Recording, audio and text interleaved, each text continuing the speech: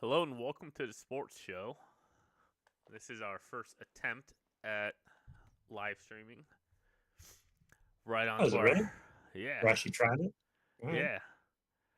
Right I onto didn't know. our I thought you were like you fell asleep before you figured it out.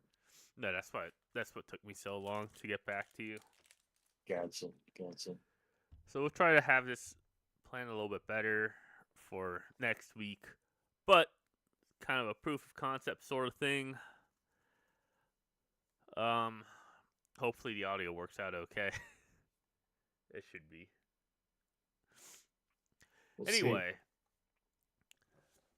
there's not a lot of drama happening this week. No one getting arrested or anything like that. I guess the most impressionable thing is Bryce Young getting benched, getting announced Yeah. or actually it was announced today, wasn't it? No, I think it was yesterday. Yesterday. Um, but yeah, you're right. I don't think too much this week actually to talk about. This could be our actual only short and sweet one we've ever done ever. It's probably not going to be But that short or sweet. we'll see. We'll see. Um, but no, I think yeah, Bryce Young. Just from my standpoint, it's just funny because Dave Canales, his head coach on Sunday, was like, "Bryce is still our guy. Bryce is still our guy." And then next day, he obviously looked at the film, and like he just wasn't good. Um, just seeing some highlights and stuff, like he was throwing the double coverage like often and not reading the coverage as well, and um, it's going to be tough. I mean, honestly, I don't see how he can rebound from this. I think he might be done in Carolina. I think he's done in Carolina. He might get a shot somewhere else as a backup, but just how it's looking right now, maybe this is an overreaction. I don't think it is. This might be one of the worst busts I've seen in a while for a number one overall quarterback pick since Jamarcus. Demarcus. Yeah, honestly, because at least I mean, there's people in between. You got Trevor, you got Baker, you got Kyler. You got who else? Did Sam Bradford go number one? Even Yeah. then, he had an okay But career. Like, Bradford was good. He just had a bad team. But he still yeah, he but still like, made the Rams look good. yeah, no, for sure. Just not. It's not even close. Like Sam Bradford, definitely better than Bryce Young. All right, so Has let's been. go.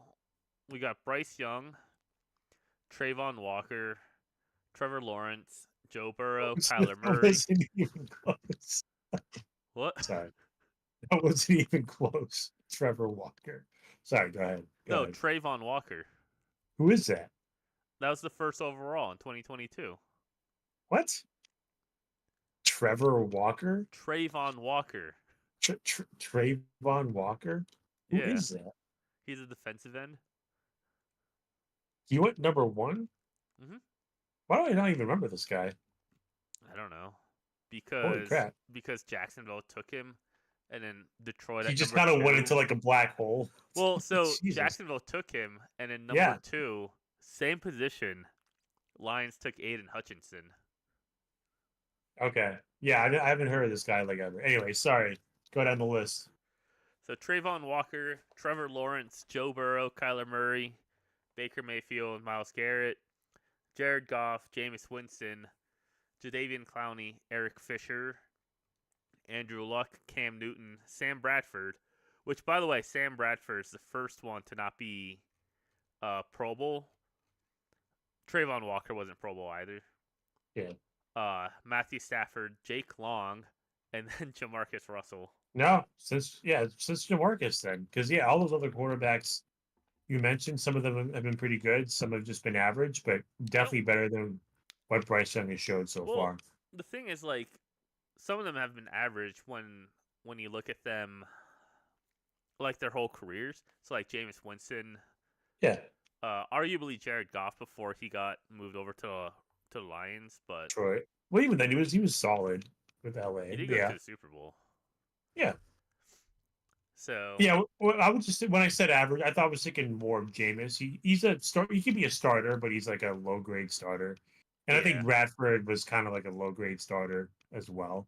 And he has some good moments, but he didn't do anything crazy. But yeah, no, I think this is the worst pick since Jamarcus Russell. And if you think about it, like it, I mean, there's a argument to be made that you can't be too surprised because Bryce Young, he's like literally 5'10". But if you look at all the quarterbacks, you could make a comp who are short, like a Russell Wilson or a Kyler Murray. They're all really fast. Like Kyler is just like you can't tackle that dude. Russell, especially back in the day, was super elusive. And they both had really like Kyler throws a great football, super accurate. The football is like always a nice spiral. Russell, especially back in the day, had a really good deep ball, and could scramble really well. And they were better. They were like just thicker, like in their legs, like they looked a little more stout. Bryce he's like 5'10" and 180.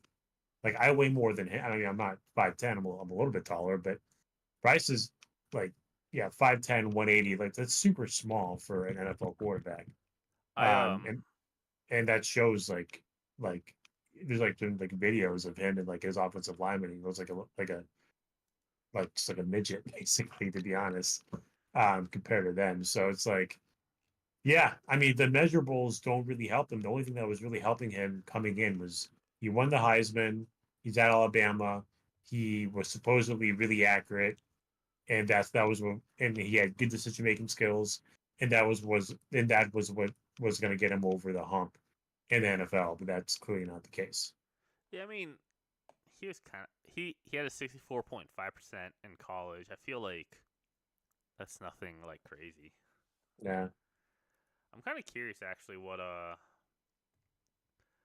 CJ Stroud's college completion was. Let me see. Stroud had really good numbers. Yeah, so in college he had a 66.3 and a 71.9. Yeah, Also, Stroud he's had really six good foot three. numbers. Well, it's funny too that Bryce Young actually beat C.J. Stroud in their meeting, but Stroud is clearly the better quarterback in the NFL. Yeah. And that's So he's two. Bryce Young's 2-16 since he's been in the NFL, and one of those games is against C.J. Stroud. And what's crazy too is, I mean, I kind of feel bad for him, but like also like he's never led in the fourth quarter. The two games he won were like last second wins. So it's like he's just been getting destroyed and like hit and pummeled like since he's been in the NFL. did you know? Because I looked up the NFL's best short quarterbacks of all time. I was trying to find a list of quarterbacks under 6 feet. Did you know that Michael Vick was a short quarterback?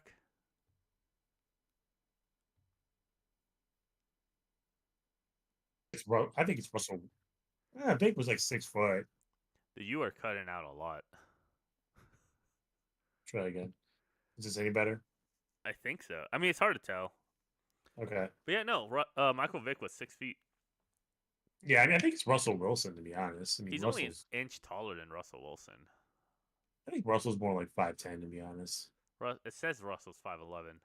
Yeah. They don't have Kyler Murray here, but this article was written a while ago. Yeah, I It's didn't either Kyler or Russell for sure. for number one. Best like short quarterback? Yeah. Yeah, so Russell Wilson's the highest ranked quarterback that's under 6 feet. Fran Tarkenton is number one. Drew Brees, Russell Wilson, Sonny Jurgensen. I don't know who that is.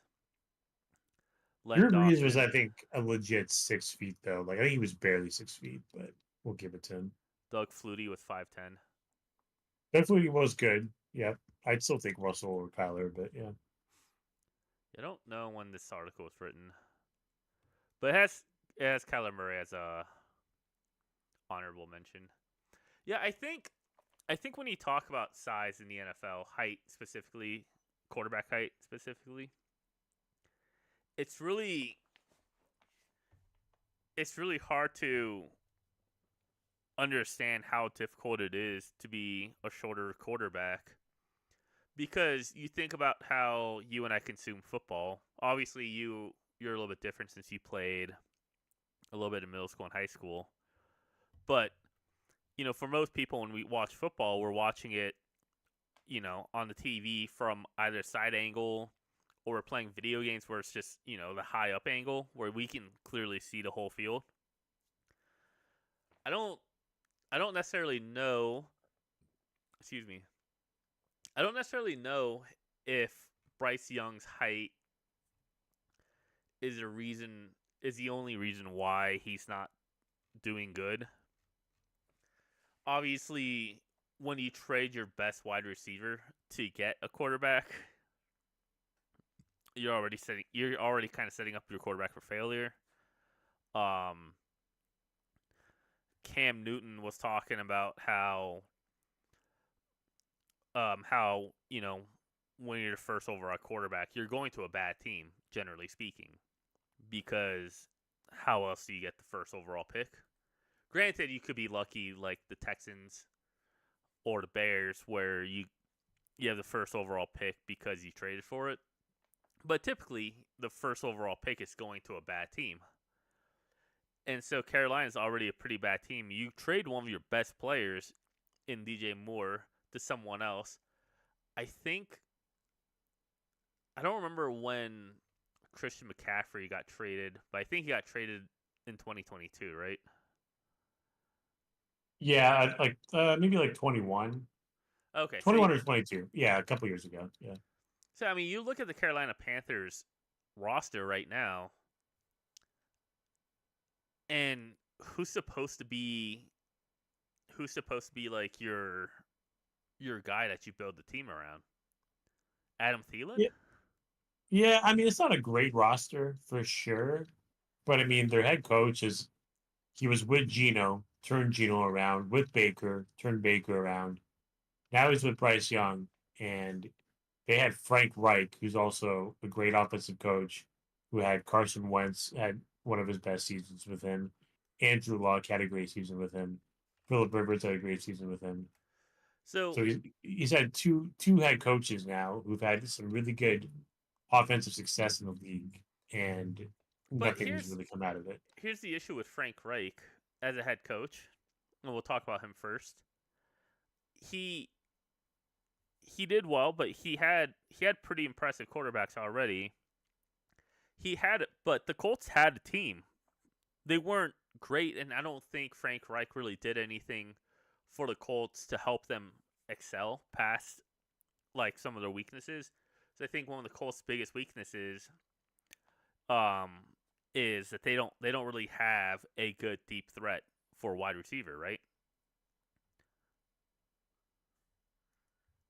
When Frank Reich was on the Colts, that is. Oh, I mean, yeah, I guess he probably said T.Y. Hilton. That was it. But Yeah, he had T.Y. Hilton for a bit, but that's about it. And then got really lucky with Jonathan Taylor, in my opinion, who he didn't really utilize that much for a bit.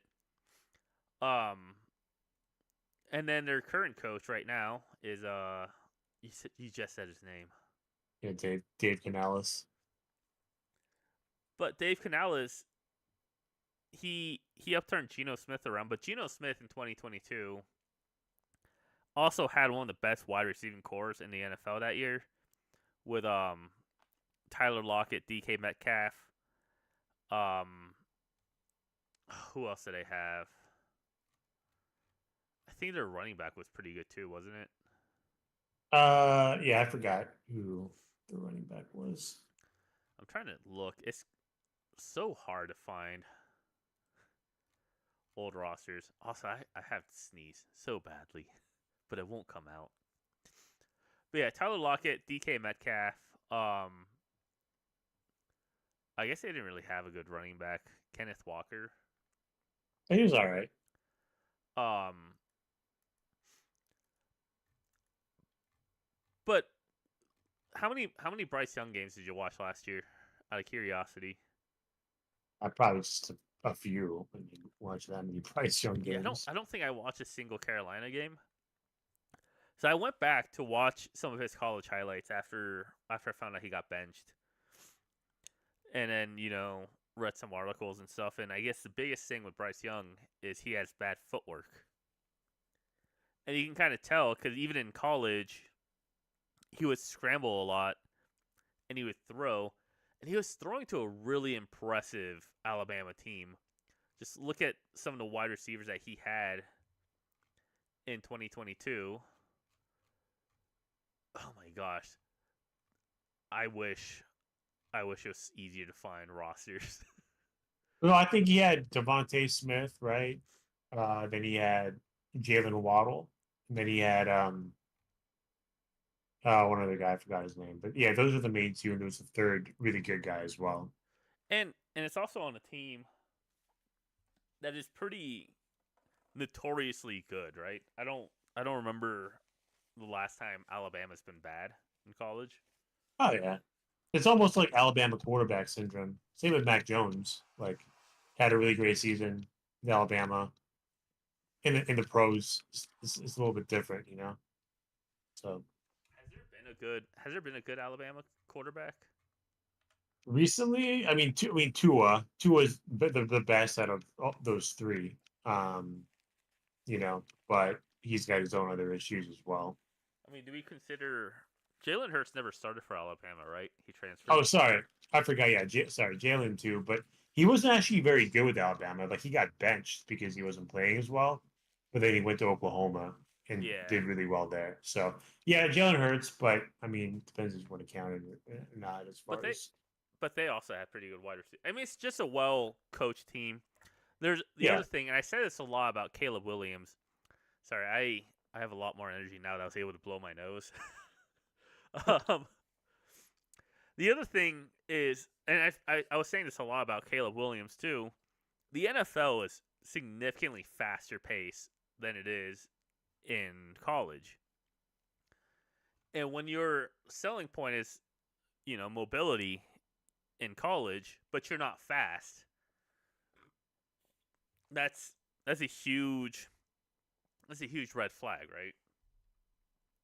Yeah. And he played in 2021, which was still, a COVID year, and that was his best year. Um, I just think he wasn't set up to succeed in the NFL, much the same way that I don't think Caleb Williams is set up to succeed in the NFL. And we'll talk about Caleb Williams and the other rookie quarterbacks in a moment. But I think really Bryce Young never should have started in the NFL. I don't think he was pro ready. I don't think that there's been a lot of good NFL quarterbacks from Alabama because Alabama is just a good college team. Yeah, they're like the best. Yeah, they were like the best program. Yeah, I mean, I feel like with Bryce, I'm not saying like this is his best. I do think if he was in the right situation, he'd obviously be, definitely better than whatever this is right now. And, I think the Panthers haven't done him much favors either. Like you said, I mean, he doesn't have much from a skill position um, aspect of it and everything. But I just feel like 18 games in or whatever it is now, I would think he'd be playing a little bit better. There just hasn't been any signs of like, okay, this, there's like potential here. I just feel like it's all been pretty bad, other than the win against CJ Stroud. So that's my only concern with him. I And think I think it's going to be hard. I do think Andy Dalton, who's going to be playing for him this week and maybe for the rest of the season, who knows?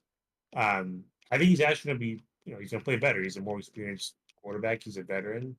Um, so I don't think he's going to get it back this season for Bryce Young. That is, and maybe if they trade him, you know, some team will get him for like a fifth round pick or something like that, and he might have another shot somewhere else. But um, regardless, it doesn't seem like Carolina is the right fit for him.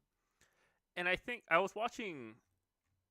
It was a clip of Andy Dalton talking about Bryce Young last year, and he was talking about like how you know he was talking pretty favorably about Bryce Young. I think Andy Dalton is the quarterback I would want if I was trying to train up a young quarterback, right? Now, when you look at Andy Dalton's stats, it's not great. after 2017, he just kind of fell down, huge hill. He hasn't actually had a winning season since 2015. So he's not the quarterback. He's not the guy who's going to take you to the to the playoffs. But he's a really solid quarterback. And especially at his prime, he was probably the worst of the good quarterbacks or the best of the bad quarterbacks. However you want to look at it, right? I remember people talking about the Andy Dalton line. If you're I mean, the better than Bengals. Yeah, the Bengals won or made the playoffs for 6 consecutive years when he was there. They just didn't do anything once they got there. yeah, 4 consecutive Um, years, 2011 through 2014 or 2015. four. Sorry, 5. Okay, five. Yeah. So yeah, so I think he'll play well. Andy Dalton. I think they're going to play better. The line went down from 7.5 to 5.5, or 7 to 5.5, knowing the Dolphins starting. So So, do you think Bryce Young is done, or do you think he's going to have another shot at least with the Panthers at some point? I've read other stuff that affects my opinion on that. But before I read all of that, I thought I thought this was a good decision for the Panthers to help prepare Bryce Young, right? Last year it's very obvious that he wasn't ready to play at an NFL level. This year his confidence just looks shook. His first NFL pass this year was an interception. He's already got 3 interceptions this year, which is pretty bad when you consider our quarterback has 4. But not only does he have 3 interceptions, and zero touchdowns, he's not really throwing the ball a lot. He's just kind of dinking and dunking, and he's dinking and dunking while getting hard stomped. Last week they lost. They got crushed 26-3. And then the week before that, they lost to I believe it was the Cowboys. No, to the Saints, 47-10. And for you to not have any life when you're down by that much for that long of the game is not a good sign. And I thought, yeah, this makes sense. You put him behind Andy Dalton for a year or two.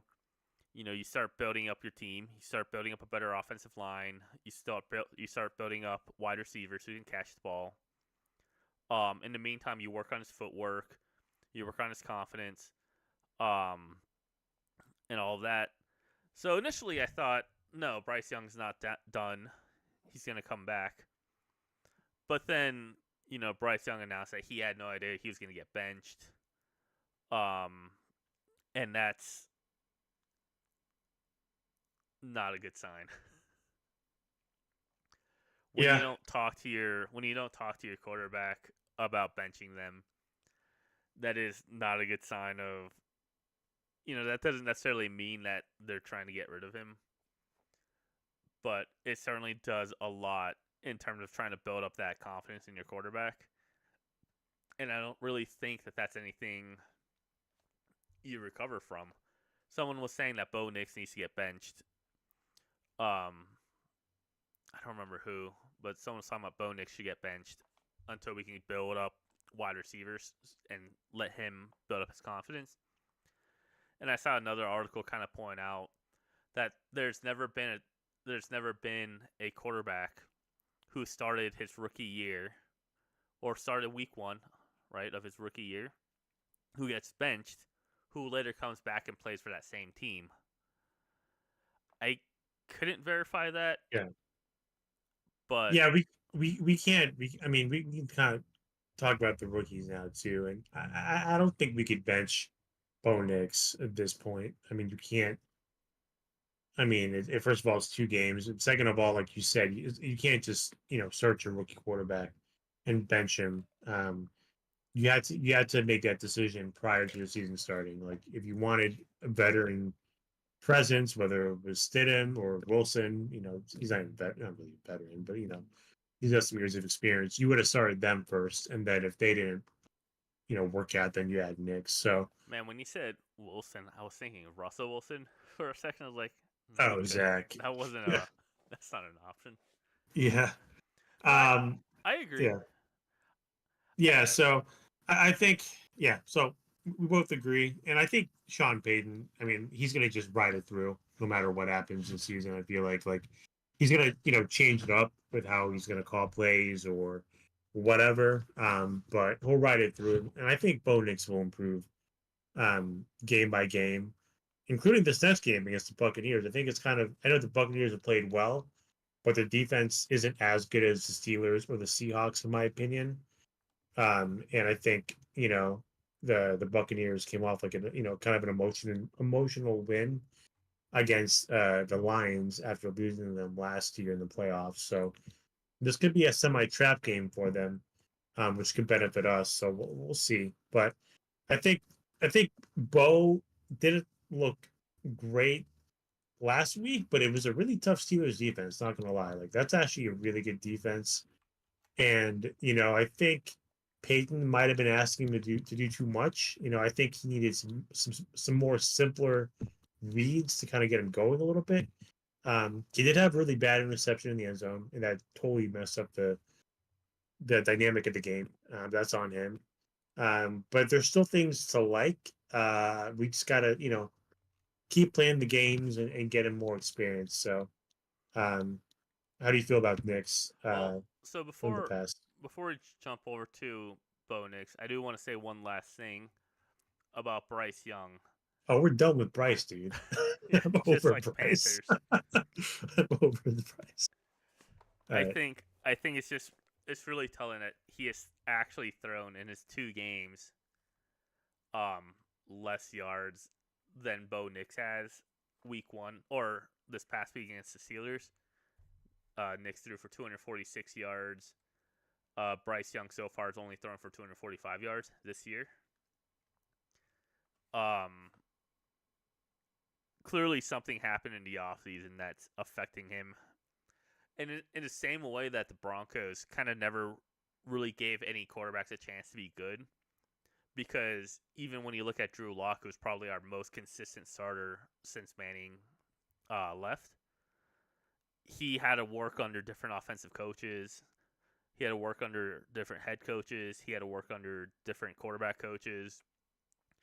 And we're not able to build up that consistency, especially for someone like Drew Lock, like Bryce Young, like a lot of these younger quarterbacks where they need that level of consistency so that they can kind of be ready to play. I think you're not really doing yourself a lot of favors. This is the third coach. This is the third head coach that Bryce Young is playing under right now, right? Because Frank Reich got fired midway through the season. They hired an interim coach, and then they hired this new guy.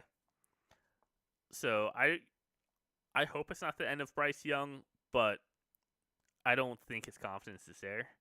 And if you don't have confidence when you're playing QB, we saw this with Drew Lock, right? Where Drew Lock used to just sling the ball down all the time.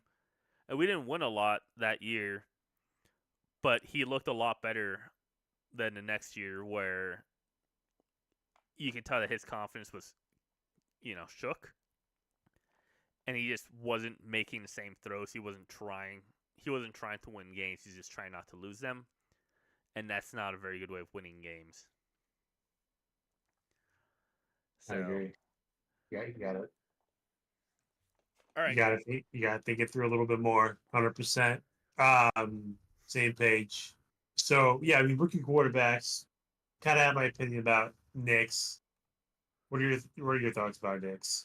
I know Nix hasn't looked good, and especially against the Steelers. He looked a lot better, in my opinion, against the Steelers than the Seahawks. He was actually moving the ball. He had some pretty good looking passes. Obviously, he had, the first interception where he wasn't reading the defense very well and just threw an egregious pick. I don't really count the second interception too much against him just because, it's not really a Hail Mary, but it's probably the closest to a Hail Mary we'll see from Bo Nix. I don't think Bo Nix is necessarily a strong quarterback. Um, our wide receivers have got to do better. Yeah, I Here's agree. I was looking up some statistics yesterday. Cortland Sutton is the 18th most targeted wide receiver in the NFL right now.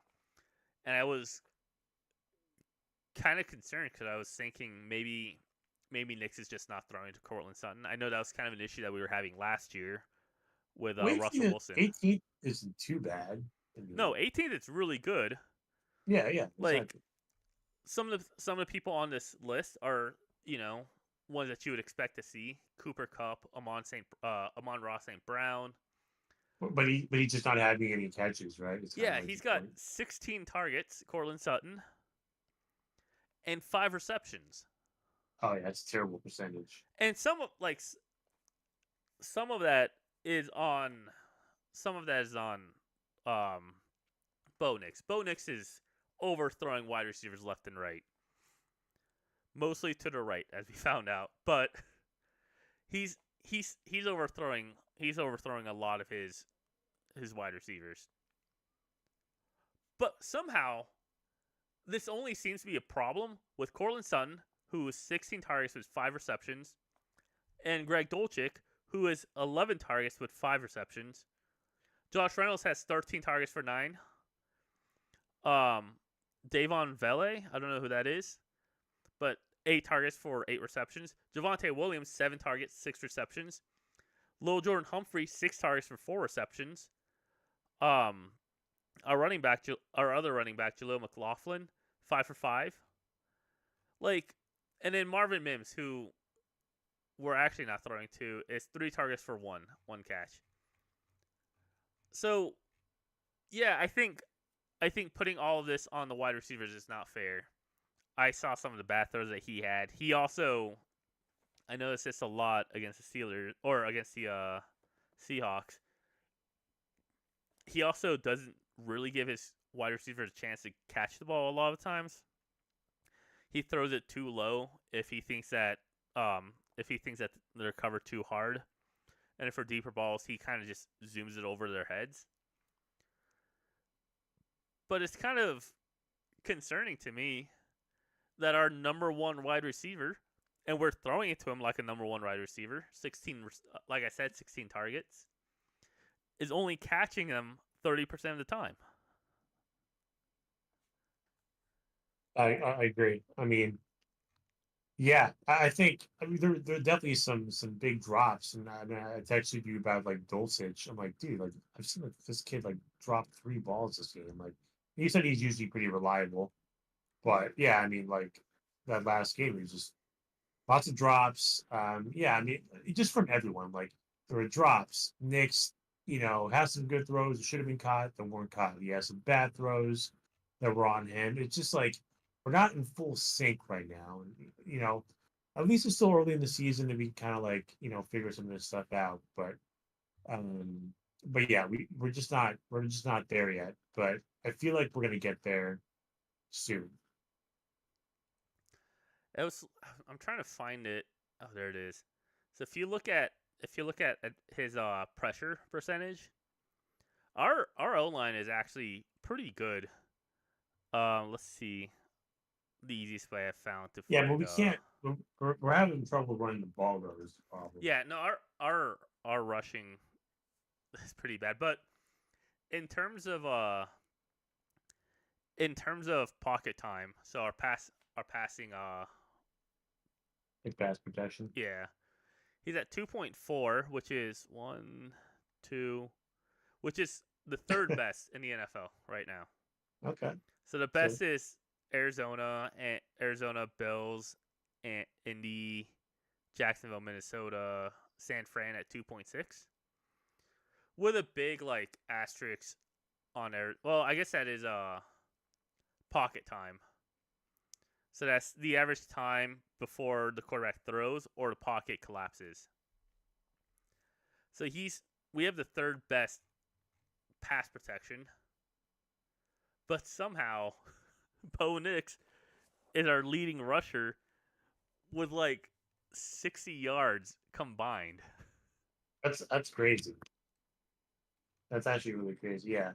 Like he can't be leading rusher with Jaleel McLaughlin and Javante Williams. Like that's ridiculous. I'm trying to Um find here. Sorry, it's I can't find team stats. I have to look at it per player for a lot of these like more advanced stats. But our average rushing yards before contact is 1.4 for Javante and 1.6 yards for Jaleel Yeah. McLaughlin. Yeah, it's nothing. And that's really bad. The worst is Trey Benson, who's only ran 14 times for 23 yards at 0.6. Chicago doesn't have a great one either. Surprisingly, the Chargers are there too. Oh, that's weird. But yeah, we talked about this last week about how much we're throwing the ball, and it did not get much better. So Yeah. passing offenses, Denver is throwing the ball the third most. Again, surprising to see Cleveland is up there. Cleveland's number 2 at 79 attempts. And then Detroit at 84. But Detroit's a team that you expect to throw the ball a lot. A rookie quarterback who, let's be honest here, we didn't get Bo Nix because he's a gunslinger. We got him because he's supposed to be kind of like this reliable quarterback. He's not supposed to be throwing 36 times, 37 times a game. But we're having to throw the ball 37 times per game because our running game just doesn't do anything. I am glad he has a bunch of attempts though, just to kind of like, get a lot of experience trying different passes. So I'm just gonna chalk it up to that. We're just giving him this opportunity, a couple games in, and we'll kind of get the ship, steered the right direction sooner rather than later. So Um, yeah. I think it's kind of interesting because it feels like this year, all the rookie quarterbacks, this might be one of the worst rookie quarterback classes that I've seen in a while.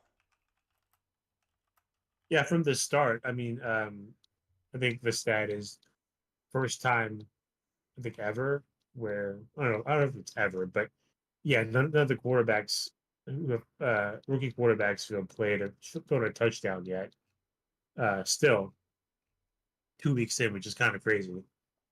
Um, so yeah, they gotta get it together. And I mean, we can talk about Jaden Daniels too. I mean, they won 21-18, but that's after the kicker had, I guess, 7 field goals, which is like one off the record. The record was 8 field goals. Rob Baronis back at the Titans like 2 decades ago had 8 field goals in a game once. So 7 field goals for the Commanders here. Um, I didn't watch too much of that game. He played all right. His stats look fine. Like he has a good completion percentage and stuff, but he's still running too much. And he got hit kind of hard, and we all thought he was going to be like out for the game or something, but he came back. So I think with Daniels, he's doing fine. He just got to like run less and not take these big hits, and he'll be okay. What are Yeah, your thoughts about Daniels? yeah, he really reminds me of a lot of quarterbacks in like the early 2010s, basically post RG3, where he's not really relying on his arm too much. Um, but he is probably the best looking quarterback right now. He's the only quarterback so far that's thrown for over 500 yards. Still no touchdowns, but he's also debatably helped his team win more than Caleb Williams has, right? In their one Yeah, win. or Bo, obviously. Yeah, Yeah. Well, you have to win games before you can contribute to winning. yeah, Uh, obviously it's not a good sign to have a close game against the Giants, but the Commanders also I feel like are a really sneaky team. When we lost against them last year, it just kind of came out of nowhere, and they had a few other games like that too with Sam Howell. Um, and then I take every division game with a grain of salt, just because you play division games a little bit differently than you play other games, in my opinion. But yeah, all of these quarterbacks are kind of rough. Although I yeah. am looking at a list of I looked up a ranking of worst QB draft classes. This might be up there. We've So got far. So so far, far. yeah. We've got 2007 with Jamarcus Russell, Brady Quinn, Trent Edwards, Tyler Thigpen, Matt Moore at number one. Number two is 2013 with A.J. Manuel and Geno Smith, Mike Lennon. I think Matt Barkley played like 2 games. 2002 had David Carr. I've never heard of Joey Harrington or Patrick Ramsey, Josh Harrington. McCown, David Gerard. I did not realize David Gerard was a fourth rounder. Yeah. Harrington started a couple seasons for the Lions, and Patrick Ramsey started a couple seasons for the Redskins. 2015, which is I think where we fall, to be honest, had Jameis Winston, Marcus Mariota, had your boy Bryce Petty, Yeah. and Trevor Siemian. And I would probably put this QB class just above 2015. In 2010 with Sam Bradford, Tim Tebow, Jimmy Clausen, Colt McCoy kind of started for the Browns before all of that drama. So I think this Yeah. right now after 2 weeks is definitely looking like a top 5 worst QB draft classes. But Yeah, still. Yep. but I also don't know who I don't know all the QBs that were drafted, right? Like we haven't seen Drake May play yet, and I don't think we're gonna see him. We haven't seen Michael Penix Jr. play yet, and I doubt that we're gonna see him. Obviously, we won't see JJ McCarthy. Um, and I think Bo Nix was the last QB taken Last. in the first Oh, round. out of that, yeah, out of those ones, yeah. So I don't. Oh, was there not a QB taken in the second round? There was not. That's crazy. Yeah, I mean, it's still too early. Like, I mean, yeah, right now it's not a great class, but I mean, by the end of the year, this could be one of the better ones. So we'll see. And then, I mean, Caleb, like, that game, like, I think he improved from the first game, but that first game was terrible. So, I mean, there wasn't much to improve. I mean, you had to improve from that game. So his timing was a little bit better last week, but he still missed like open targets and stuff. So, yeah, I don't know. I'm kind of just taking it slow with the rookie quarterbacks this year. Like, it seems like they just more time. You can't expect someone to just pop that first week like like RG3 pop first week, like Luck pop first week. There's been quarterbacks that popped first week, but it's not like it's a common thing. You can't just expect, oh, you dominated college like a Caleb Williams, you're going to come in the NFL and just wreak havoc. Like, it's totally different. Like, the games play different. You're playing against grown men, as they would say, versus like some finance major who's a junior or something like that. It's different. It's a different kind of vibe. So, But um, should we be concerned that because I think this was supposed to be one of the most this was one of the most hyped QB classes in recent memory, right? 6 quarterbacks in the first round is the most out of any draft class. Because I think the previous record has been 5. The first 3 picks were quarterbacks. I think it was the first 3. It might have been the first 4. Yeah, the first 3 were quarterbacks. And I don't know. I think we talked about this last week too. I think the NFL is kind of trending more towards you're not going to have big playmakers, right? Like, did you see the Anthony Richardson throw week 1? yeah, like deep pass. Yeah. Yeah, There's I mean, there's a just reason why like stuff that. like that are highlights. A part of it's because, he was throwing it with just his arm strength as he was falling down. But I think the other thing is I don't think that that's the norm for what a QB is supposed to look like. Like, sure, we have Josh Allen and Patrick Mahomes, to a lesser extent, Jalen Hurts, who will just throw the ball 40, 50 yards to make a pass. But I think a lot of the NFL now is kind of designed around these quick plays, these quick 5 to 15-yard throws. Um, and I think when you watch any highlight video, and granted these are highlight videos, so it's not incredibly representative of how they played in college. But when you watch highlight videos of these QBs, they're just kind of bombing it down the field. Even Bryce Young was throwing the ball 40, 50 yards in college. And that's not really a thing that you can do in the NFL because NFLs just have, you know, they have more disciplined defenses. And so I think, well, I'm still pretty high on the CJ Stroud train. That's not really something that you can expect. And CJ Stroud also really benefited from the fact that he went to a team that was not a 0-16 team. It was not a 3-13 team.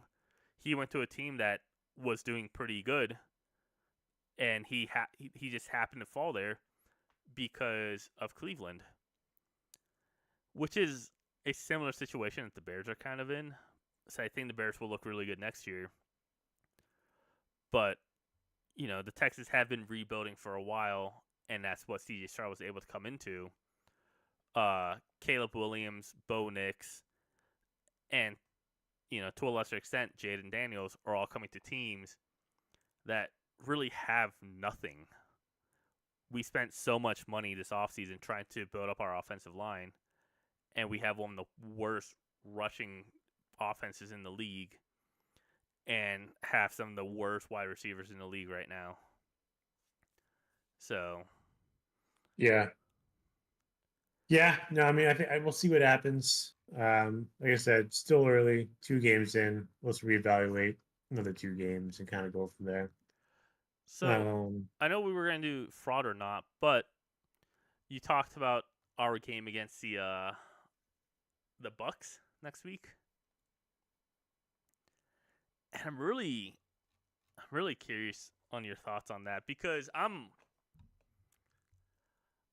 really excited for it, but I'm also part of the mindset of the 2022 Denver Broncos where we had that really tight defense, that really good defense. A large part of that was because teams just wasn't afraid of Russell Wilson at that time. And so they didn't feel like they had to play as strict of defense against the Broncos because we just weren't scoring points. And that seems like it's kind of the case right now because even though we went against 2 really tough teams for defense in terms of the Steelers and the Seahawks, you know, you look at the teams that they've won. The Steelers beat the Falcons week 1, who looked impressive against the Eagles to be sure, but like, I don't know if I would say that the Broncos are a better team than Falcons. And in week 2, the Seahawks beat the Patriots, and I would definitely not say the Patriots are a better team than the Broncos. So go ahead. Yeah. So is it one of those things where the Steelers and the Seahawks' defense looked really good against our team, but really it's just our offense isn't really that good? And our defense looked really good against both of those teams, but both of those teams don't have really strong offenses. The Steelers won a game with 0 touchdowns week 1, and then week 2 the Seahawks just barely edged out the Patriots with just 1 touchdown from Geno and 1 touchdown from Zach Charbonnet. Yes, Charbonnet. Yeah, no, I think the once again, it's hard to tell.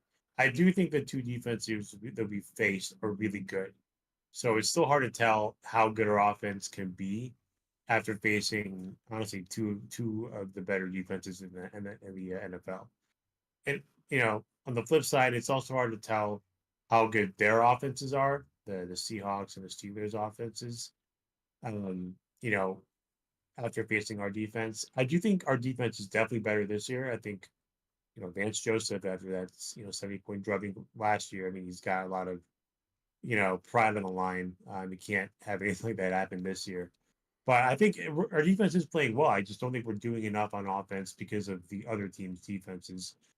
Um, Part of that equation to like, score enough points to win these games. So um, I think it's both, to be honest. Like, so we've faced good defenses, and our offense hasn't been good enough to overcome anything yet.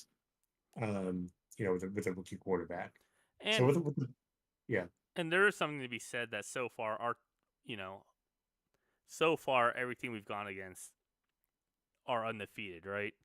The Seahawks are 2-0, the Steelers are 2-0, and now we're going against the Buccaneers who are 2-0.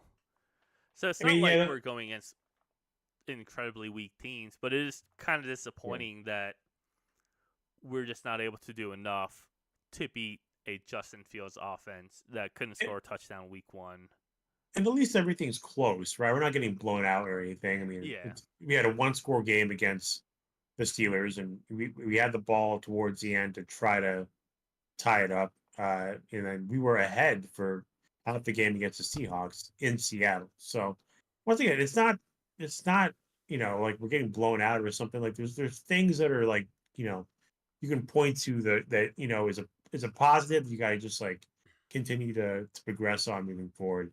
But with the Buccaneers, you know, Baker is probably the best. I mean, it's Baker or Gino, we're going to pick. The best quarterback that we've faced so far. With how he's been playing this year, he had a really good first game and a solid second game. Um, and the Buccaneers defense, actually a good defense too. Todd Bowles is a good defensive coach. I don't think it's as good as the other two teams that we faced so far. But I think the bigger thing here, like I mentioned in the beginning of the podcast, is just I think the Buccaneers are coming off the Lions win, like in this really big. It was like a hard fought, tough win, revenge win from last year, and we're coming off like two losses that we feel like we could have won either game, right? So I think we'll have a little bit more fire than they will, um, and to kind of see like us catching them sleeping a little bit honest because the Broncos, they lost two in a row, Bo Nix, back quarterback, blah blah blah. So I like this matchup again this week. I'm not coming into this like we're gonna get destroyed by the Buccaneers or something like that. Even though it's in Tampa Bay, I'm like, I think we got a shot here. We've had a shot the first 2 weeks. Went on again this week. So Yeah, I actually do not share the same sentiment. I have the nah, either we're Buccaneers gonna get blown winning. out. I don't think we're going to get blown out. I Yeah, do that's think cool. that this is going to be our first real litmus test.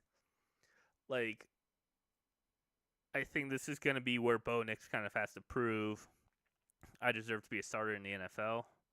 Now, obviously, if he loses the game, I don't think we should bench him and put in. I certainly don't think we should put Jaron Stidham in. I don't think he should be on our team. I don't think we should put in Zach Wilson onto the team either. Um, but I think after the Bucks game, it's gonna be very clear what we need to work on.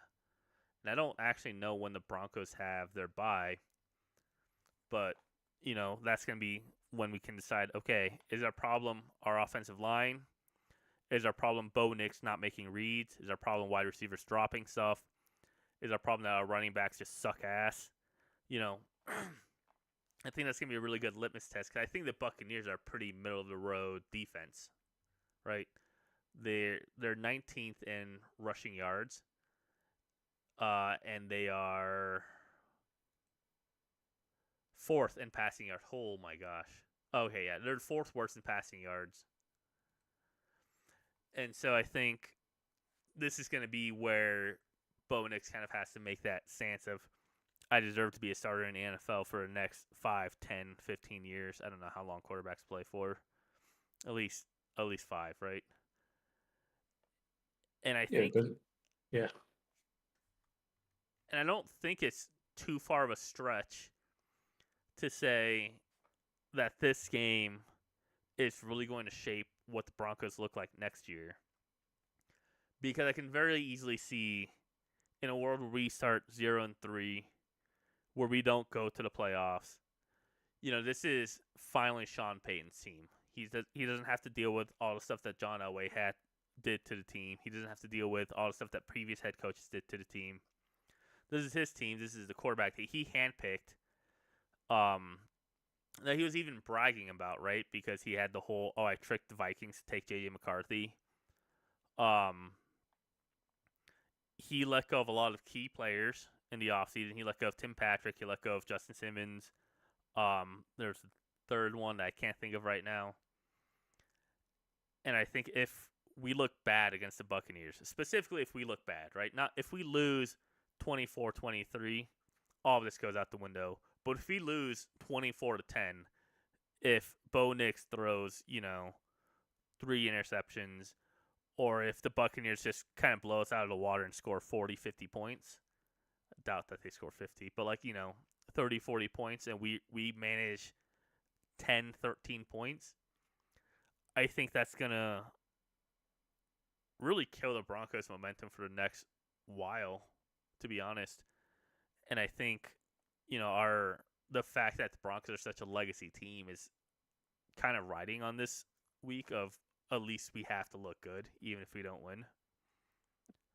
Yeah, I mean, I don't want the Jets to surpass us, or us to surpass the Jets as the team was winning the playoffs the longest. If the Jets make the playoffs this season, so You think the that's on the Jets make the line. playoffs this season?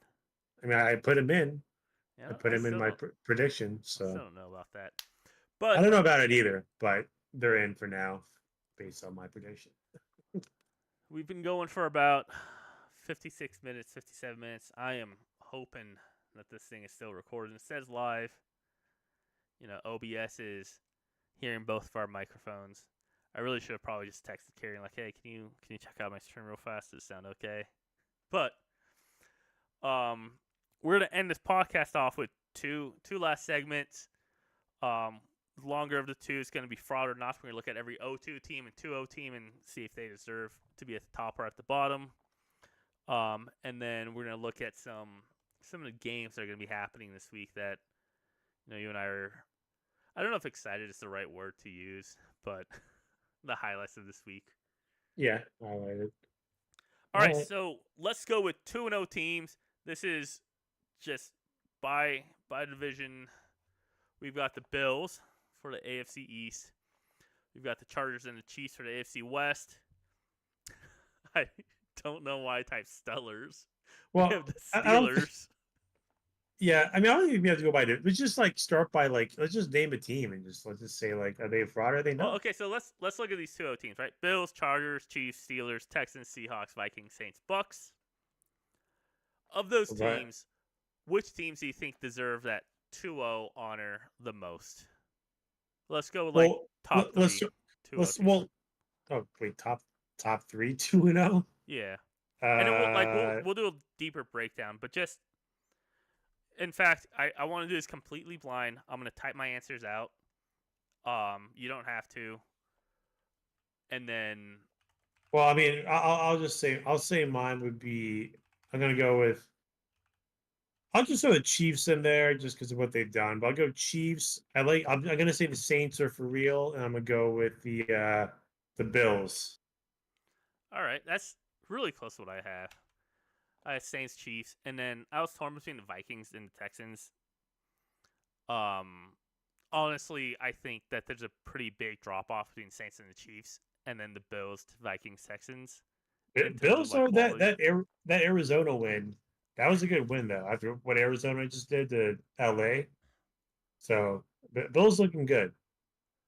Because if we just go from left to right, let's go Bills. Right, I'm gonna say not a fraud. I think them getting a running back, James Cook, two really good tight ends.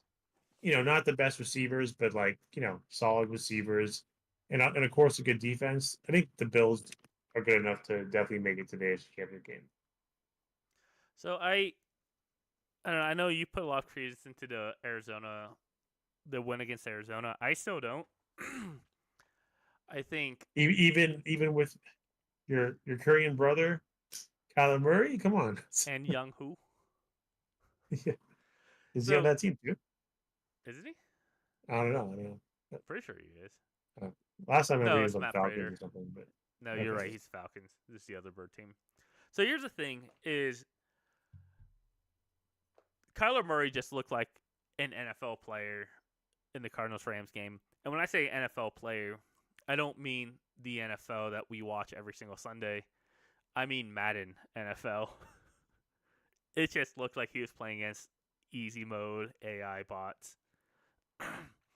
But the reason why I don't take too much credence into that, and it's not just because it's a division game, it's because the Rams going into it were already bruised and battered, and they got more bruised and battered. The Rams, you know, aren't necessarily a very good defensive team after losing Aaron Donald. Sure, they've kind of fixed some of it up in the draft, and they got uh I was gonna say Mike Floyd, but they just got rid of Mike Floyd. But in either case, the Rams have historically in the Matthew Stafford era not been a team that can kind of like keep up blow for blow in a shootout if they start off slow, right? Obviously, Matt Stafford can sling it with the best of them, but when they start off slow, they're not really going to be able to catch back up. I think the 41-10 does speak volumes to the Cardinals, but I think it speaks more against the Rams. I think the Rams are just kind of a bruised and broken team right now. The Rams are probably one of the oldest teams in the NFL right now. The Bills looked really good against the Dolphins. And I think that's a really big selling point for that. But much like how I don't think the Rams have a very good defense, the Cardinals' defense doesn't look very good either. And it really felt like a lot of what was happening week one was the Bills kind of losing the game for themselves, and they were able to pull it back out. So I'm still not completely sold on the Bills. I do think they're a good team. I do think that they're going to make it to the playoffs. I even think that they're going to be division leaders. But I need to see a little bit more because if you take just the season in a vacuum, they've not really done much to impress me. Also, apparently Josh Allen won ESPN's most overrated player, and that is probably inaccurate.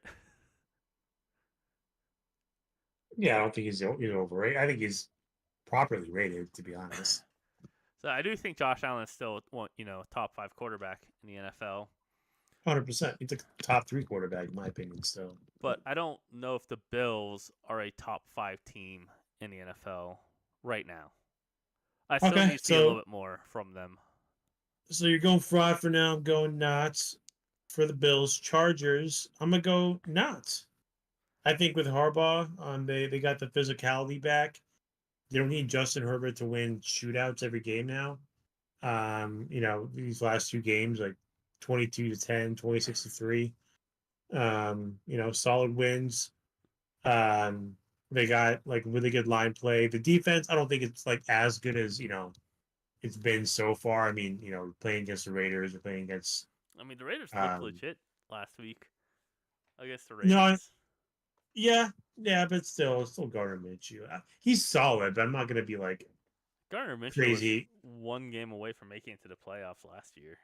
No, Gardner's fine. He could be a starter, but I'm not gonna be like, wow, you stopped Gardner Minshew or something like that. But then Bryce Young obviously was the second game, so it's still early. Their defense can't keep that up the entire year, but I think they have the right formula for them to actually be a potential playoff team this year, and rival for the Chiefs as well. So I'm gonna go not. Yeah, I think Chargers are legit as well. Um, when you look at beginning of the season expectations, the Chargers did not have a lot of expectations levied against them this year. Um, Obviously they have a very talented roster around them, but the loss of Austin Eckler and I can't remember their running back or their wide receiver's name, I don't know either. but they lost two pretty big pieces this year. Maybe like Keenan Allen again. Keenan, yeah, Keenan Allen and Austin Eckler. Losing both of them is, going to be pretty big. The Chargers are obviously probably one of the most talented teams. I would say that pound for pound, they're the second most talented team in the AFC West underneath the Chiefs. And I think that gap is not as big as people think because Kelsey's getting kind of old and the Chiefs' wide receiving core is kind of um, up for debate. Though the Chiefs have a significantly better defense than the Chargers, so there's that. Um, but yeah, I think they're legit. I don't know. I don't know if they make it to the playoffs necessarily because they have to go through the Chiefs. They have to fight for one of the 3 wildcard spots. But I think they're playing better than a lot of people's expectations. Even next week, they're going against the what team are they going against next week? The Steelers. A lot of people have the Steelers winning that game, and I actually don't. I think the Chargers. I think the Chargers are going to be one of the teams that can humble the Steelers. I agree. I agree. All right, Chiefs. I'm gonna say not, and just leave it at that. Yeah, I'm going to say not, but I think a lot of that has to do with the history of the Chiefs. Yeah, of Post course. Andy Reid, post Patrick Mahomes. Again, if you were just looking at this season in a vacuum, I would argue that they're frauds. They won both the Bengals game and the Ravens game off of, let's say, controversial, because I don't want to get canceled by the NFL, by Chief fans or Swifties. Uh, But both of those games ended, not necessarily ended, but both of those games had questionable calls late in the fourth quarter that deeply affected the team. Um, were both of them 1 point games? No, the Ravens would have just gone to overtime. In my opinion, the Chiefs kind of have to do a little bit more to prove that they're still the best team in the NFL right now. I don't know if there's a lot of teams that are making a realistic run at them when you consider their history and their talent and what they're capable of and what their ceilings are. But so far, I've not been super impressed by the Chiefs. But as I always mention, the Chiefs are kind of slow starters, and then they get moving midway through the season. so we got Steelers next. I'm gonna say fraud. Uh, I mean, yes, really good defense, but I don't know. I feel like you only do so much with an offense as limited as they might be. We'll see. Maybe Justin Fields will play even better throughout the season, but that defense is definitely carrying them right now. But I'm gonna say fraud as far as them actually making playoffs. I'm gonna go with a question mark. I think No, you can't go question mark. I think right now it's really hard to tell because as well or as unwell as Justin Fields is doing, at the end of the day, he is their backup quarterback. I don't necessarily I don't know. know. I think they're gonna keep him in if he keeps playing this way. Yeah, I don't necessarily know if I would want to put in Russ Wilson in over Justin Fields, especially next week, right? Where Justin Fields has a hot hands. He's the one winning. He looked decent against the Broncos. He had a lot of pretty impressive throws, but I still think it's going to have to be a question mark because the team is going to. It's really going to depend on what happens when Russell Wilson is healthy enough to start, right? Does Justin Yep. Fields stay? If he does, I think they're frauds. I think this is probably close to the peak that this team can reach. Yep. I don't necessarily believe in George Pickens being, the next Cooper Cup, the next He's Tyreek good. Hill. He's fine. He's good. I don't think he's one of the best wide receivers. The Steelers are, like, to your point, definitely relying hard on their defense. But part of having a good defense is having an offense that can reward good defensive plays. We've seen plenty of teams with great defenses that lose all the time because their offense can't do anything. That's kind of where the Steelers are looking right now.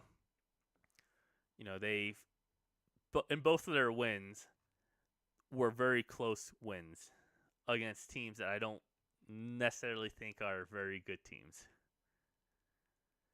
All right, we got Texans. I'm gonna say not a fraud. CJ Stroud is playing like a top five quarterback in the NFL. Defense is playing really well. Um, and yeah, I just like how Stroud is able to just like get seemingly every third down conversion. I swear to God. So I'm gonna say Texans are legit.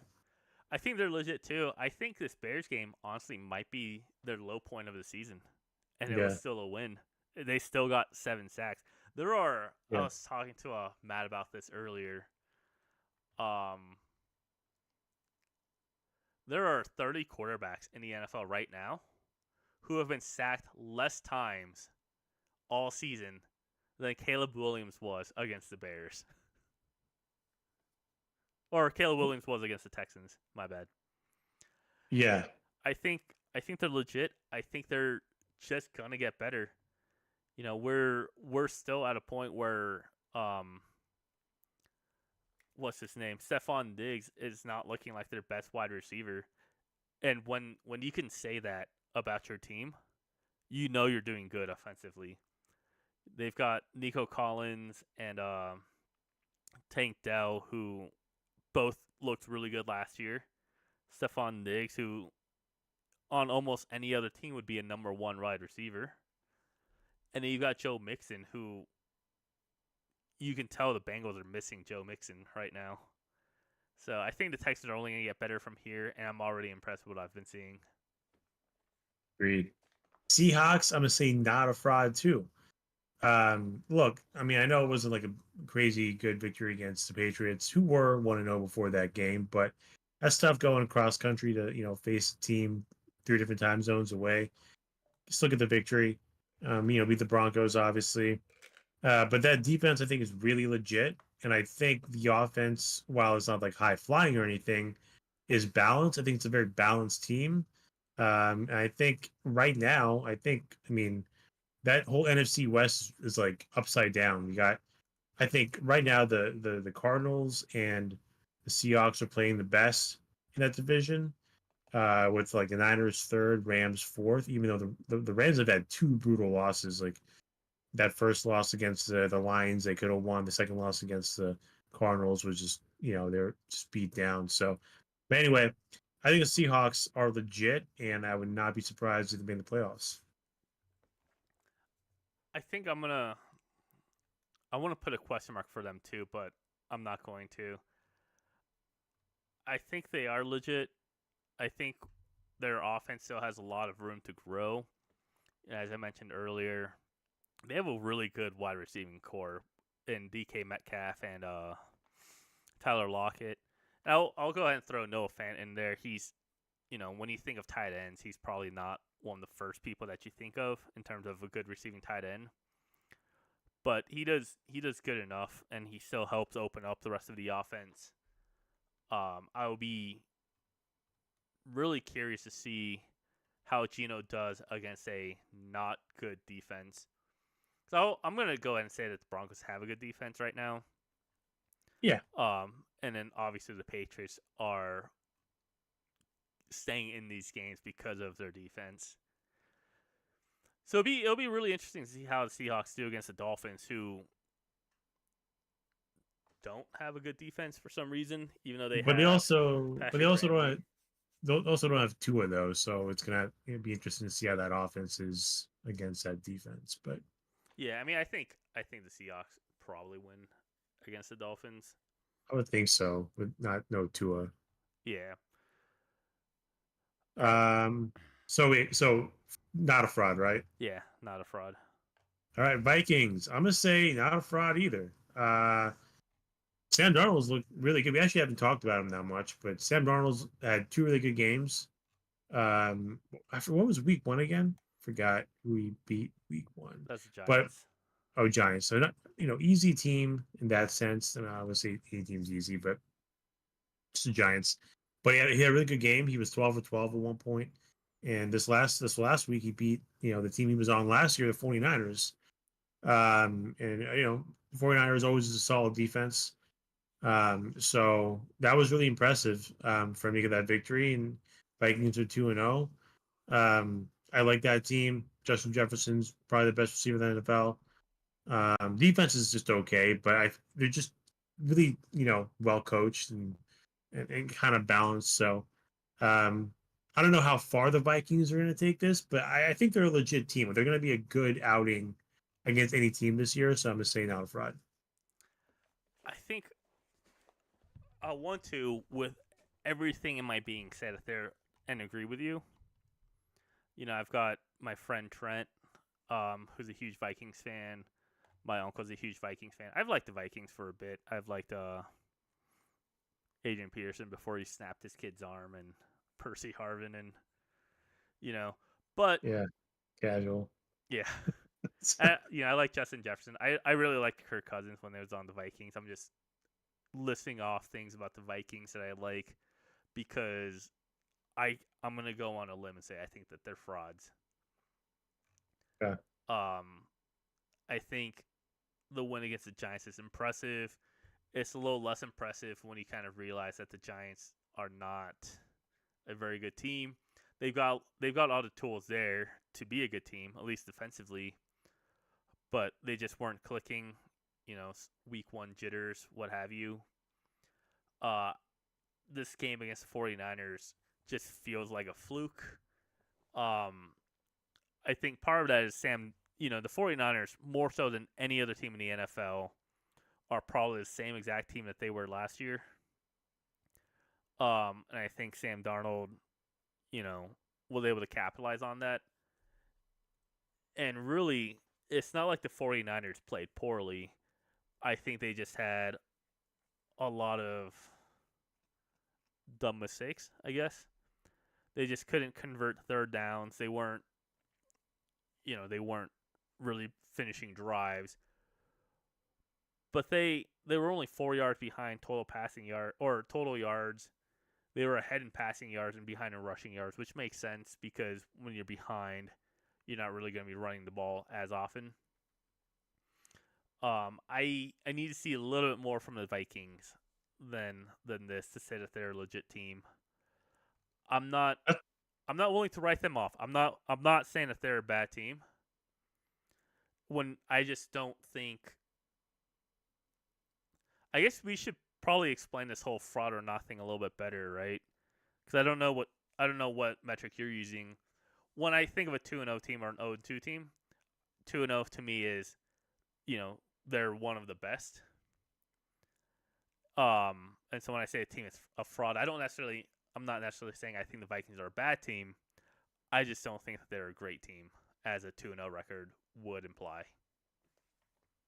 Yeah, I mean, I think, yeah, I'm just saying, like, they're not like, is there like that Steelers team, a few years ago that was like 10-0, 9-0, and that was like a fraud team, right? Like, everybody knew, like, there's no way we think they're very good. They're just like barely winning these games or like getting lucky and stuff like that.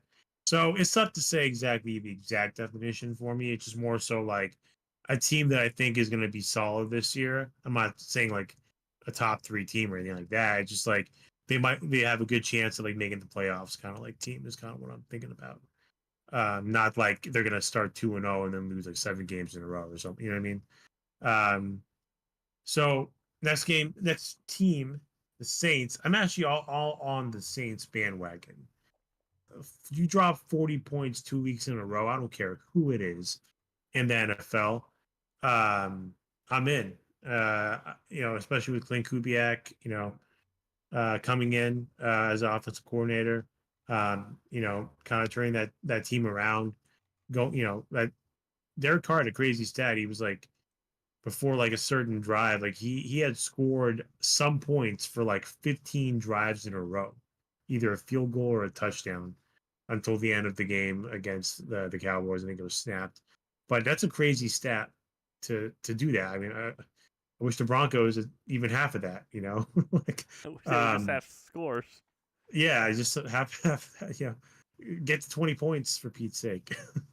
um so I'm in though. I think the Saints are legit. There's a big Saints Chiefs game in a few weeks, so we'll see where everything is by then. But I'm in. Saints, I'm all in. Not fraud. So who the Saints really remind me of are last year's Detroit Lions, of a team that kind of Okay. came out of nowhere, and they're just Yeah. making rounds. And I balling out. think before last year, no one was really saying that Jared Goff was a great quarterback. You know, he was good. He was good enough to take the Rams to the Super Bowl. But that was about the nicest thing anyone would say about Jared Goff. Um, Last year I made a mistake of saying I don't think the Lions were legit. I thought they were frauds. I'm not making that same mistake this year. I was in. I was all in from the beginning. So if No, I I was. know, I know where to go with these types of teams. So I'm clearly on the right here. So I'm all in on the Saints. I think the Saints are, they're the Oh, hot new team to watch for this year. I don't think they're going to make it to the Super Bowl. I'm just going to say that right now. we don't have to make that prediction yet, okay? But I don't just chill, I chill don't with think that they make this. prediction. I don't think they make the Super Bowl. Don't say that yet. Don't make that prediction yet. You gotta wait. You gotta wait. But I do think the Saints have a pretty easy path to victory to the playoffs. I think with the NFC South being notoriously weak Well, since I mean, since Breeze retired. Falcons looking a little better now. Yeah, I mean Bucks, The Falcons and the Bucks look fine. Panthers, though. I don't Yeah. think they look as good as. I mean, that's how it always is, right? That's what it was like when Jimmy Clausen was bad or was a starting quarterback.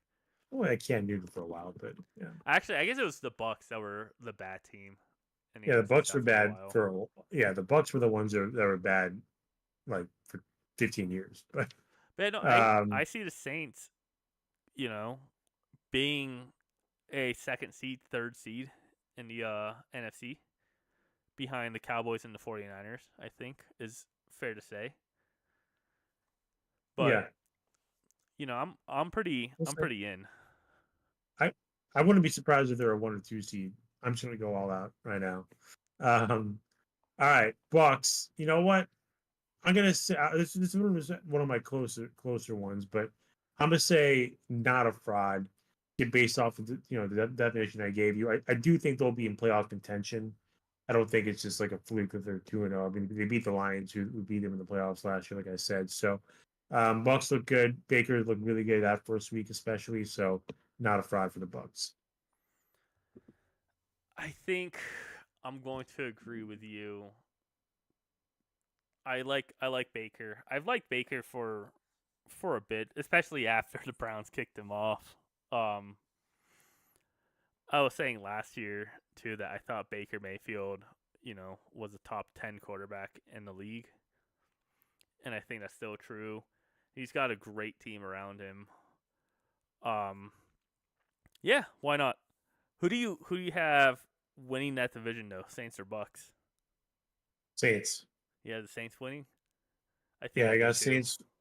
I'm all in for the Saints, man. I'm telling you, I'm all in for the Saints. 12-5. No, like 13 wins, like 13 and 4 or whatever. You think they're gonna go So 13? Dude, last year San Francisco, Dallas, and Alliance all went 12-5. I'm gonna go 13 and 4. I mean, blowing out teams left and right, man. Like I'm They just all are, in. yeah. That is, if they can keep this momentum I up, am hardcore on the Saints. They're gonna be my spirit. They're gonna be my spirit team this year, like the Lions were last year. So I mean, at least that um, makes sense. You've always been a Saints fan.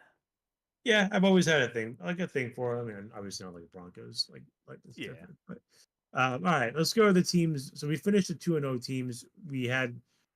We both agreed the Steelers. Well, sorry, I don't know if you agree. I think you had a question mark on the Steelers. I only had one team that I thought was a fraud. Everything else, all the other teams I thought were actually legit. At least in the sense that I think they're all going to be in playoff contention. Um, you had like one question mark with the Steelers. You thought the Seahawks were a fraud or No, no? Vikings. Vikings were a fraud, and everything else we agreed on. So we're there. All right, let's go to the 0-2 So teams. let's put some definitions down real fast, because obviously 0-2 team not making it to the playoffs is not a very good. Like, we can't just do the opposite of a 2-0 team.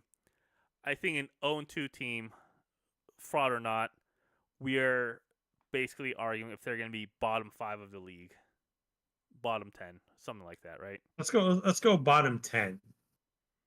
Just to give it some space. So if we say not, actually it's kind of confusing fraud or not. Yeah, that doesn't Like work as well for 0 let's and just 2. let's just go. Are they going to be like legit or not? I guess does All that right. work? All right, yeah. We'll figure it out. We'll get there. So the Broncos, are they going to be a bottom 20 team? Bottom 10. Or sorry, sorry, yeah. So top 20 team, whatever, bottom 10. Um, God, I just it pains me to say it, but I mean, right now, like it'd be hard for me to say that they'd be like a top, 20-ish team in the league right now. So I'm gonna say that they're not legit at this moment. Things can change, but just where everything kind of stands, there's things that are going to come up that maybe that will start improving. Maybe we can talk about this halfway through the season, obviously, or something like that. But as it stands right now, we got to see more, and I can't just predict. Oh, Broncos are going to be in the top 20 team potentially in the playoffs. Can't say that right now. Starting 0-2, so I'm gonna say they're not legit. I think I agree. I think they deserve their own 2. How many times you see a team get 2 safeties in a game to have their special teams and their defense bail you out that many times, and you can't do anything. There's a similar story with the Steelers of, if we had just scored a touchdown at any point in the game, we would have been in a far better position than we ended up being in the game. So I think for now, bottom 10. Bengals, legit. I'm all still in with the Bengals too. I'm pretty much almost as in with the Bengals as I am with the Saints. I think that was a tough loss. They could have easily won that game. Burrow outplayed Mahomes easily. Um, I could honestly still see the Bengals being in that AFC Championship game, and I mean, they were one of the only teams who started 0-2 who still made the playoffs in the last 5 years. So I think they can do it again. I still believe in Joe Burrow. They're legit. Yeah, I don't think that the Bengals are at bottom 10. I don't. I'm a little less on the Bengals train as I was in the beginning of the season, but the Bengals are also notoriously slow starters. I think their coach is Zach Tyler, right? Zach Taylor. Yeah. I think I saw some statistic where he's like 1-12, 1-13 in his first 2 weeks as a head coach. So still lots of Yeah. improvements to It, to grow. I don't think they're bottom 10, slow start. Yeah. but I don't I don't know if I'm ready to go as deep as you and say that they're a top 10 team, but I am confident enough to say that they are definitely not a bottom 10 team. Ravens, they're not a bottom 10 team either. So I'm not going to say, I mean, I'll just say they're legit in the sense that we're saying it.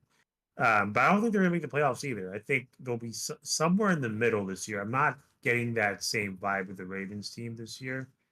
And Lamar, I mean, really hasn't impressed me, to be honest. Like, I mean, he, he's had like some good rushing games and stuff, but from a passing perspective, it's not coming together, and he just can't Bro, rely I've on been running it. saying this for years. I know. Well, I'm just saying it's not. I don't disagree. I don't think I've really disagreed with you with that in the past. Um, I'm just saying, yes, I'm agreeing with you. I'm saying like it's not coming together right now, and they're just not as good. It seems this year. Like it's just overall, the defense isn't as good. They had a 10-point lead against the Ravens in the fourth. Sorry, against the Raiders in the fourth quarter and lost it. So they're not a bond, 10 team, but I think they're just going to be somewhere in the middle this year. So I think I'm going to go ahead and make this controversial call. I think the Ravens are a bottom 10 team this year. Okay. These are Okay. both heartbreaking losses. They were both very close losses. Um, Especially the Raiders game. That is, there were a lot of mental mistakes that put the Ravens behind. And they're supposed to be a Super Bowl contending team. They did you watch a lot of the Raiders game? Nah, it's out of our red zone. So at one point, uh, the Ravens and the Raiders were in a 4th and 6. And the Raiders had an offside, so it went down to a 4th and 1. and then Derrick Henry false started to put them back in a 4th and 6 that they weren't able to convert. And that was one of the big things that helped them not win out the game. I'm not completely sold on the Raiders as a team just yet. I like Gardner Minshew, and I think he's a starting caliber quarterback. I don't know if I feel that same way about the rest of the Raiders. Obviously, they have Devontae Adams, but I think that's all they have is Devontae Adams. And so for your team to lose against a team like that is not the best look for you. And while I think that they might squeak out of the top 10 on a technicality, I don't think that they're anywhere close to having any playoff hopes, despite the fact that they are currently in the second worst division. I don't think that the Ravens are going to be able to bring it back up. I mean, have you seen their schedule? No, but it's probably really hard to say, So they're a top team last year. they're going to Dallas, then they play the Bills, and then they go to Cincy. Are their next 3 games? Yeah, it's gonna be tough. So I don't. I think that they're frauds. I think they're or bottom 10. We really got to Okay. come up with a more catchy name for the 0 and 2s. Yeah, that's a tough one. All right, Titans. I'm gonna say they are a fraud. And I'm gonna they just are say it's because of Will Levis, and that is it.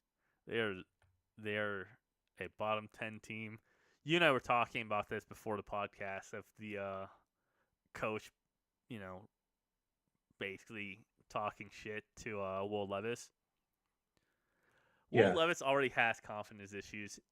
His both of his really bad interceptions this year, both of his game losing turnovers have been really bad.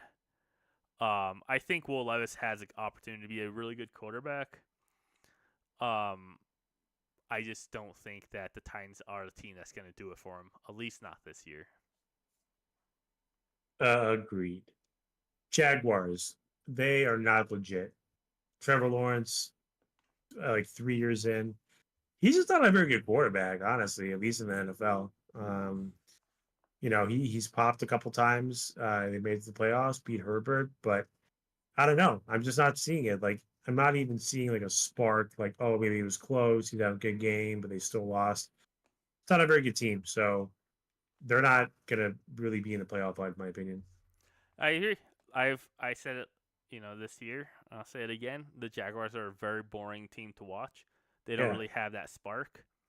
And I don't think that they have anything that can really carry them into winning the playoffs. I was talking to Matt about this, how I think the Colts got really unlucky because now they have to compete against CJ Stroud and the Texans, who, you know, I think are going to hang up there with the greats with, Pat Mahomes, Joe Burrow, Lamar Jackson, and Justin Herbert, and Josh Allen. I think CJ Stroud is going to be one of those, you know, quarterbacks who's going to be great for a long period of time. So it sucks for the Colts. But I feel like the Jaguars and the Titans both kind of were making it to the playoffs because the Texans sucked for the longest time and the Colts sucked for the longest time. And the Titans and the Jaguars, we were just fighting to see who sucked slightly less. Yep. Yep. I got you. Same page. We're gonna go with the Colts. I'm gonna say um gonna be bottom 10 team. Like they had a good first week against the Texans, but I think it was just kind of like, first game, you don't know how the team's gonna get. The Texans didn't really know they were gonna be, the Colts were gonna be coming at them. So it's kind of like a surprise game. But now, people know how they're gonna use Anthony Richardson maybe. So he was not impressive at all against the Packers. Like the fact that Malik Willis beat you, is kind of crazy. So they are going to be bottom 10 team. I think the Colts are. I'm not going to say the Colts are legit, but I think the Colts are going to be a pretty good team. I think they're not going to end bottom 10. Um, they're a very raw team right now. They've got a lot of raw talent, and I think it's gonna be a while before they turn that raw talent into any playoff hopes and dreams. But I think that talent is good enough to get them to above a 500 record at the very least. And I think if you're above 500, you're certainly not bottom 10. Giants, Uh, Daniel Jones, they not are legit. they are just as bad as they look. The Giants are the only team. The Giants and the Panthers are the only team right now to have less points than the Broncos. But whereas the Broncos at least has a decent defense, the Giants are supposed to have a good defense. I don't know where that defense is. I think they're a really young team on defense. But who's supposed to wow you on their offense? It's not Daniel Jones. Maybe it's Neighbors. Neighbors looked pretty good. Singletary had like 2 or 3 good runs, but Singletary didn't. I don't even know where Singletary was last year, and Singletary didn't really do much when he was on the Bills. So, well, Yeah, he was on Houston last year. gotcha. So yeah, we are not legit with the Giants. Rams, I'm gonna go legit actually with them. I think they've had a really tough start to the season. Last season they came back really strong in the second half. They're gonna have to do that again this year. I think they will contend for the playoffs. Don't know if they'll make it after starting 0-2, but I think they'll have a chance. I think, and this is in no way because I think LA Rams are a bad team. I think they're gonna end bottom. I think they're gonna end bottom 5. To be completely honest with you, What? so they just lost Puka for a while in week 1. Cooper Cup is reported to be going into the IR after week 2. I don't I don't know who else do they have. They've lost their safety. They've lost one of their guards, both of their guards. They've lost their offensive tackle. Their cornerbacks on injury reserve. They are a broken team, and That's fair. That's fair. I think that's just way too much because they started slow last year too, and they ended up making to the playoffs. They were in fact competing against the 49ers for that number 1 spot, but they had a sleeper team. They had Puka last year. They had a healthy Cooper Cup. They had a pretty good defense, and they don't really have any of that this year. They really I just think have someone's. Stafford in his arm. Yeah, I think some random receiver's gonna have to step up. I think they will figure it out. But yeah, I got you. Makes sense. I'll say legit enough for the playoff hunt, and then you're gonna go bottom 5. All right, that's like our biggest difference here.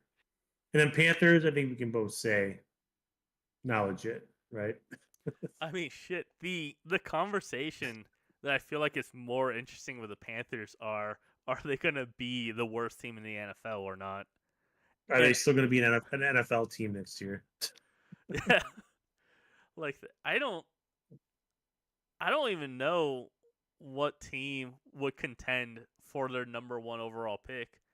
And I think the worst part about that is they don't even get a pick first overall. If they end the season 0-17, that is not their pick. Oh, really? Is it not? Whose pick is it this It's the season? Bears. This season as Yeah, well? yeah, Oh, dang! I forgot about that. For some yeah. reason, So I thought it was only last season, but this season too. yeah, and this is exactly what I was talking about at the top of the episode of not setting up your quarterback to succeed. You trade your best wide receiver and your number 1 overall pick. What are they gonna do to rebuild? Like again, the more interesting question is how many times in a row are the Panthers gonna be a bottom 3 team? because I I don't don't know. see them 5 improving times. anytime soon. I think Red Rifle is going to improve this week, but I do have them winning this week actually in my ESPN pick'ems. who are they facing again? Let's see.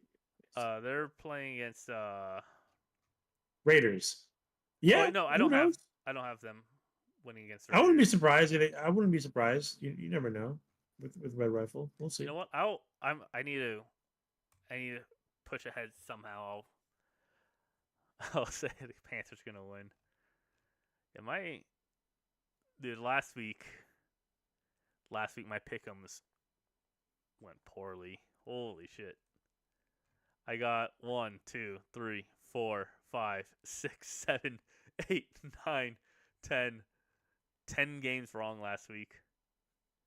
But the one game I got right that I'm proud of is I picked the Falcons over the Eagles. That's a good one. I kind of got bullied into it because of I do not believe in the Eagles at all. But yeah. All right. So yeah, we had I had the Bengals. I think yeah, Bengals, Ravens, Rams as legit teams. legit. Yeah, and the other ones no. So only 3 out of 1, 2, 3, 4, 6, 7, 8. Yeah, 3 out of 9 I think were legit. So I think what that says, and then you had Broncos not legit I had Bengals, Colts as as as legit. legit. Yeah. Everyone else. So yeah, so I think what this says is we do think most of the 2-0 teams are legit, and we think most of the 0-2 teams are not legit.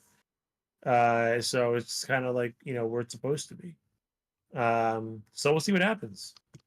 You know, All we right, didn't. for the fight, what's up? I was gonna say we didn't really talk too much about, but there were a lot of upsets last week. I feel like Maybe I don't know. I didn't really the get the maybe. 49ers was an upset win.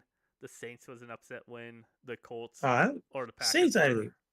think. You had the Saints beating the Cowboys Hell yeah, I did. I just didn't think it'd be 44-19. But after the Cowboys destroyed the Browns. Who, by well, the way, after the the only thing the Browns have Saints going for them destroyed. is their defense.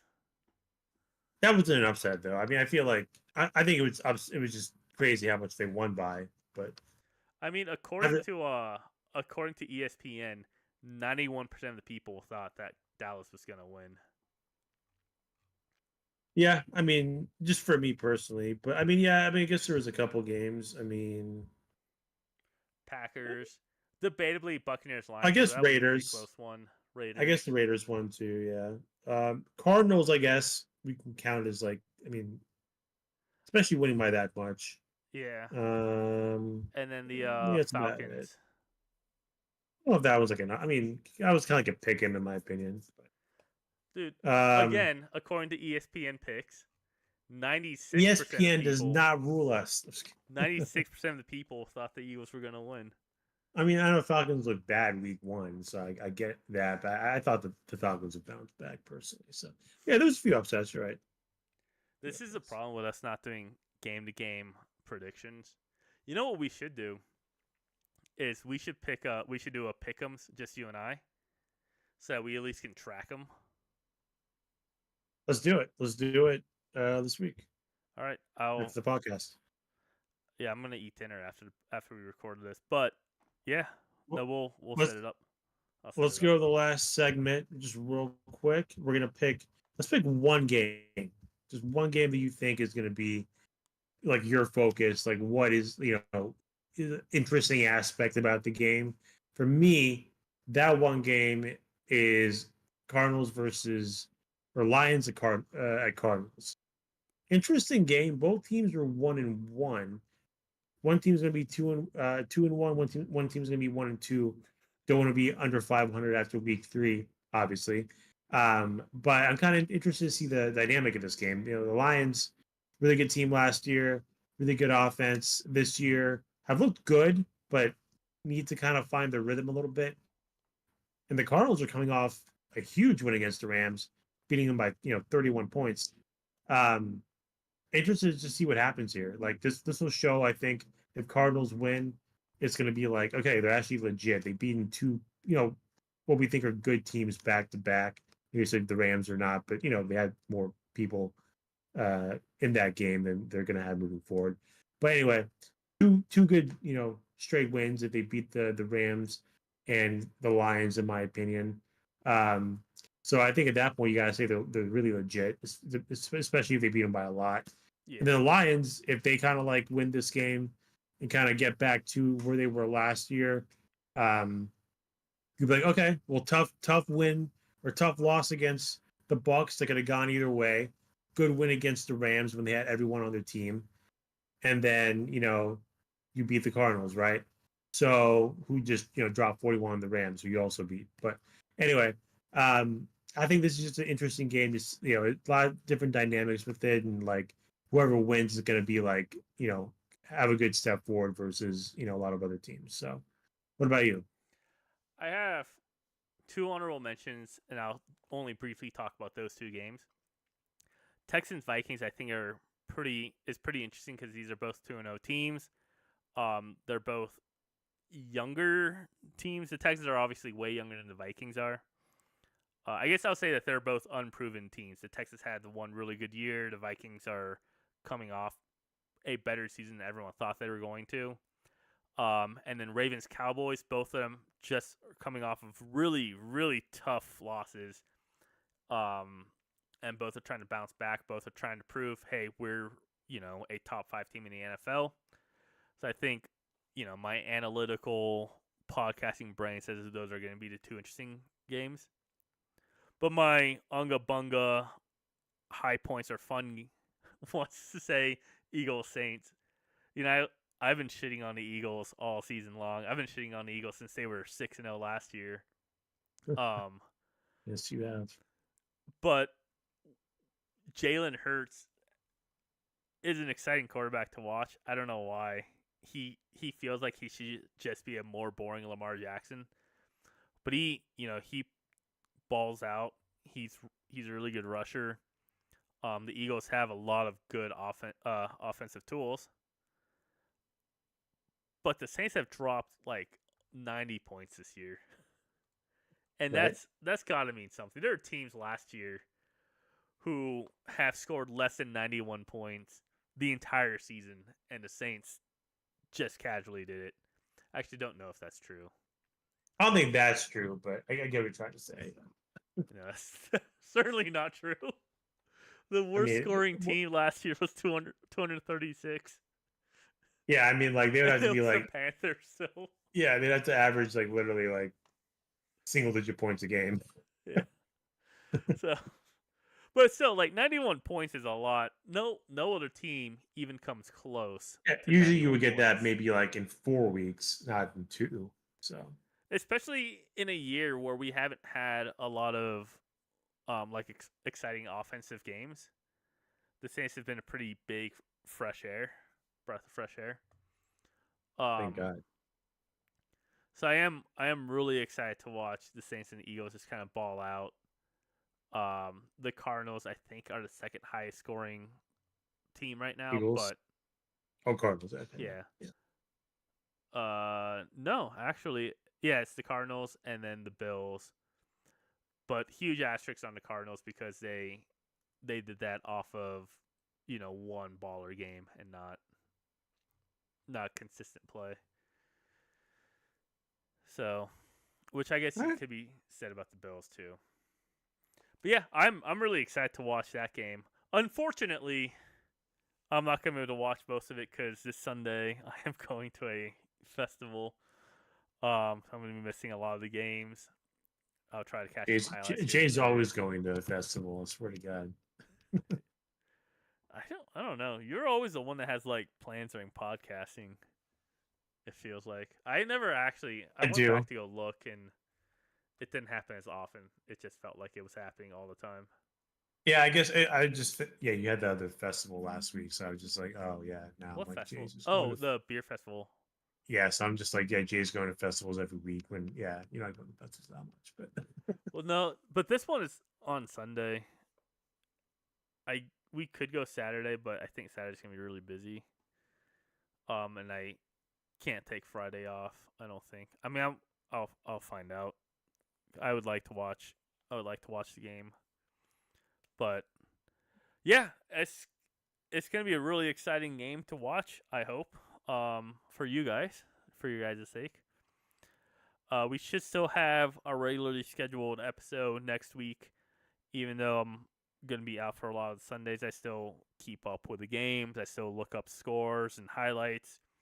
I still read up on it. I read up on the articles.